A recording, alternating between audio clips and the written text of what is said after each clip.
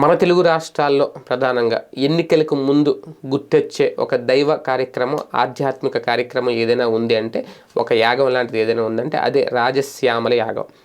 ఇది చేస్తే గనక తాము సీఎం అయిపోతారు, అధికారం దక్కుతుంది, అధికారం కోసం చేసే యాగమే ఇది అనేది మొన్న మధ్యన కేసీఆర్ చేశారు, మొన్న జగన్మోహన్ రెడ్డి గారు చేశారు, ఇప్పుడు చంద్రబాబు నాయుడు గారు చేయబోతున్నారట. మరి లాస్ట్ టైం మొన్న కూడా ఆయన చేసినట్టున్నారు కేసీఆర్, మరి ఎందుకు ఓటమి పాలేరు. ఓకే, ఏది ఏమైనా సరే అంటే ఒక ఫైనల్ ఆప్షన్, ఇంకా ఒక పక్క పొత్తులు, అలాగే పొత్తులకు సంబంధించి ఎత్తులు, రాజకీయ స్ట్రాటజీలు, ఇవన్నిటితో పాటు దైవ అనుగ్రహం కూడా కావాలి.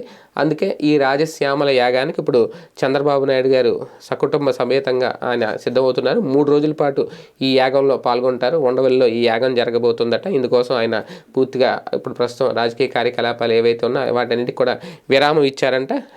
ఆల్రెడీ యాగం అయితే మొదలైపోయింది. మొదటి రోజున పూజా కార్యక్రమాలతో పాటు యాగ క్రతువులో కూడా ఆయన పాల్గొన్నారు. దంపతులు కూడా పాల్గొన్నారు. దాదాపు ఒక 50 మంది రిత్వికులు కూడా ఈ యాగ నిర్వహణ కోసం ఈ రాజశ్యామల యోగంలో పాలు పంచుకుంటున్నారు. రకరకాల పూజలన్నీ కూడా చేస్తున్నారట. 2019 ఎన్నికల ముందు కూడా జగన్ పేరుతో ఈ యాగాన్ని శారదాపేటలో అప్పట్లో నిర్వహించారు. సో ప్రస్తుతం శారదాపేటలో వార్షికోత్సవాల సందర్భంగా ఈ రాజశ్యామల యాగాన్ని కూడా నిర్వహిస్తున్నారట. ఈ కార్యక్రమాలకు ఆల్రెడీ జగన్మోహన్ రెడ్డి గారు కూడా హాజరు కాబోతున్నారు. వైవి సుబ్బారెడ్డి హాజరై రాజశ్యామల అమ్మవారిని దర్శించుకున్నారు.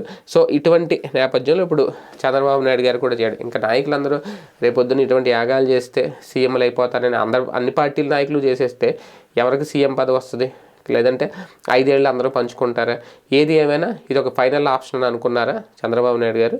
ఇంకా అందుకే ఈ యాగాన్ని కూర్చోవడం. చూద్దాం, నిజంగా దైవ నిర్ణయం లేకుండా ఏది జరగదు కాబట్టి ఖచ్చితంగా మరి మంచి జరుగుద్దా? అంతా జరిగిందే మంచి అని అనుకోవాలా.